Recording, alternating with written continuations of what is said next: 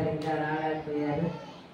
అయితే ఈ సమయంలో ఆ యొక్క మరి మందిరాన్ని కూడా వేరే అప్పచెప్పి మన మధ్యకి రావడం జరిగింది పాస్టర్ గారు. రెండవది అట్లాగే జీవనానందం పాస్టర్ గారికి కూడా ఒకసారి గట్టిగా చప్పట్లు కొట్టింది. ఈరోజు కాకాని ప్రార్థన వేరే పాస్టర్ గారికి అప్పచెప్తున్నారు. మంచిది మన మధ్యకి వచ్చినందుకు పాస్టర్ గారికి. రెండవది ఏంటంటే మన మధ్యకి మరి రాజేష్ పాస్టర్ గారు ఒక సంఘ ప్రార్థన చూసుకొని వచ్చాడు అన్నారు. జ్ఞాపక ప్రార్థన అయ్యగారికి కూడా గట్టిగా చప్పట్లు కొట్టింది. ఎంతసేపు మనల్ని సంగీతంతో చక్కగా మరి కీబోర్డు ప్యాడ్ వాయించిన సహోదరులిద్దరికి కూడా రాజేష్కిని ప్రేమకి ఇద్దరికి కూడా గట్టిగా మీరు చప్పట్లు కొట్టండి. మంచిది సమయంలో ప్రాముఖ్యమైన సమయానికి వచ్చాము. గడిచిన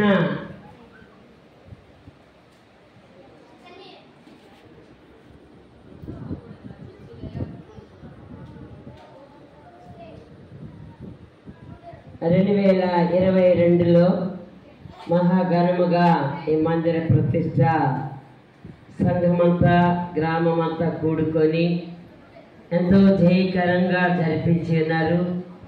ఈ మందిర ప్రతిష్ట ఎక్కడికి వెళ్ళిందంటే దాదాపు హైదరాబాద్ దాకా కూడా ఆ ఫస్ట్ ప్రతిష్ట రోజు అనుకోకుండా ప్రతి ఒక్కళ్ళు కూడా మన మధ్యకి రావడం జరిగింది.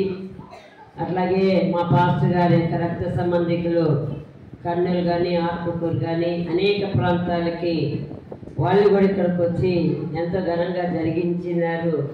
ప్రతిష్టని ఘనంగా చెప్పుకున్నారు. దేవుడు మన ఎడ నుండి గొప్ప కార్యం జరిగించాడు. 7 సంవత్సరాలు వెయిట్ చేసి చూసా మందిర ప్రతిష్ట కోసం. అయితే దేవుడు 7 సంవత్సరాలు ఆగిన 2022లో దేవుడు ఘనంగా జరిపించాడు. అప్పటి నుంచి గడిచిన 3 సంవత్సరాలు దేవుని కృపలో మనందరం కూడా ఘనంగా జరిపించుకున్నాం. ఈసారి మనము మరి ఈ ఒక్కరోజే పెట్టడానికి కారణం వాతావరణం కూడా అనుకూలించలేదు. మరి తుఫాను వర్షాలు అని చెప్పి ఉన్నారు. కాబట్టి ఇవి ఉన్న మందిరంలో 31వ తారీఖైనా మనము ప్రార్థన జరిపించుకోవాలి. ప్రతిష్ట ఆ మందిర ప్రతిష్టమైన ఈ పండుగ మనకి ఏంటంటే సంవత్సరానికి క్రిస్మస్ ఒకటి, జనవరి 1 ఒకటి, ఈస్టర్ ఒకటి, మందిర ప్రతిష్ట పండుగ 4 పండుగలు మనము జరిపించుకుంటూ ఉన్నాము. మంచిది. కూడి వచ్చిన మీ అందరికీ కూడా ఈ కొద్దిపాటి సమయంలో ఈ 31వ తారీఖుని వాళ్ళు ఏర్పాటు చేయటము దేవుడు వాతావరణం కూడా చక్కగా ఇచ్చాడు. రాత్రి టైంలో అయితే తెల్లవారులు వర్షం పడుతూనే ఉంది.